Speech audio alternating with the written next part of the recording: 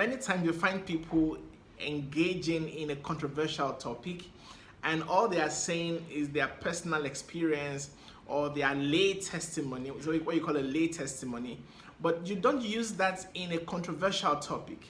You bring facts, you bring statistics to defend your point. That's what you do when approaching a controversial topic. Hi everyone, my name is Dr. Ennis Olaronekwa.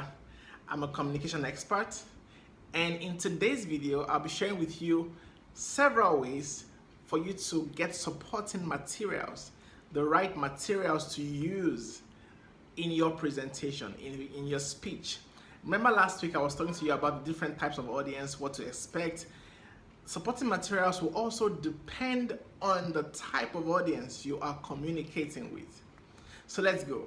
The first one is if the idea is a controversial one, or the concept, the topic is a controversial topic, then you should rely primarily on facts. So you can use facts, okay? You can use statistics, factual examples, or expert testimony from sources that the audience will respect and accept. So it's a controversial topic. Now, many times you find people engaging in a controversial topic and all they are saying is their personal experience or their lay testimony, so what you call a lay testimony, but you don't use that in a controversial topic. You bring facts, you bring statistics to defend your point. That's what you do when approaching a controversial topic.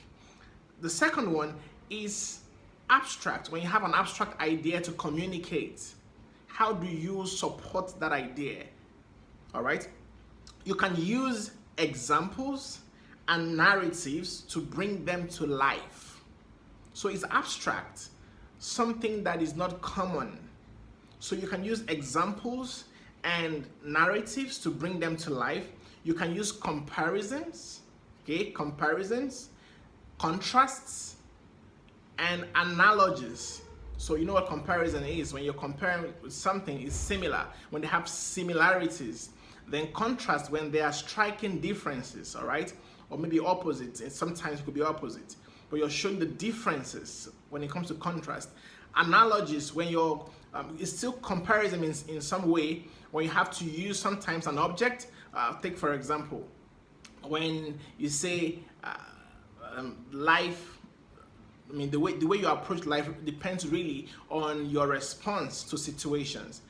There's a popular one, that the same hot water that got the egg hard, boiled the egg, got it hard, will make the potato soft. So the idea is, in the same situation, people respond differently. So you choose how to respond. That's like an analogy. So that could be used when approaching an abstract topic or idea. Okay, the next one is when approaching a technical topic. Imagine you are, say, a medical doctor and you're communicating, you're addressing a lay audience.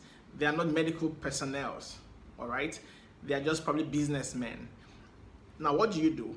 You can use facts, expert testimony, definitions, because you might use terms that they are not familiar with.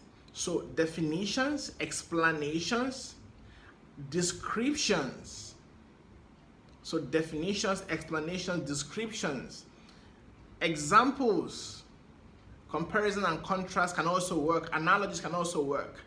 So when dealing with a technical topic, these different supporting materials can come into play. Examples, definitions, don't forget that. You might have to define some terms first to make them understand the whole idea of the topic, all right? The next one is if you need to arouse the emotions of your audience, okay? How should you approach it? What material should you use to support your point or your concept, your topic? You can use expert testimony. You can use lay testimony. In fact, lay testimony is more appropriate here than expert testimony. You can use lay testimony. What's lay testimony? That is your someone's experience. Even it could be your experience. You can also use prestige testimony. What does it mean? Someone of influence, all right? Some popular guy giving a testimony of that person on probably how it worked for the person, just the way it is done in advertisement when they need to arouse emotions sometimes. So they use testimonies of some people, you know, or even lay testimonies of themselves. So that works when you need to arouse emotions. Facts, statistics may not move them. It's like when you need to get people to cooperate with you to do something. Imagine trying to get the women in your community to do something, all right? And then you come quoting numbers for them. They are not interested. But when you tell them probably how that thing will affect their child, give them a testimony of another mother who did something in that, in that regard, then you get a response. So if you need to arouse emotions, you can use lay testimony, prestige testimony, examples, narratives. Narratives could work. Tell a story, something that could connect with your emotions. The fifth one is if you need to diffuse emotions.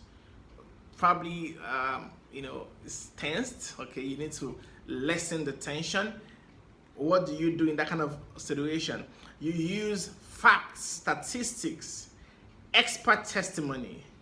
All right? Yeah, you need to diffuse emotions. So that's what you do.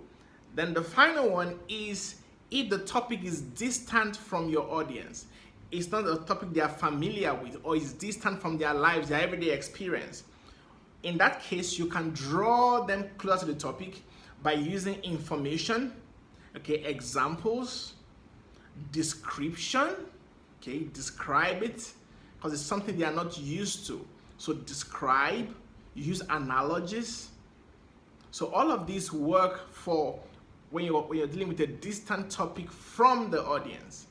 Now, these things actually are very important because you might just miss them. You might just miss the right materials to use.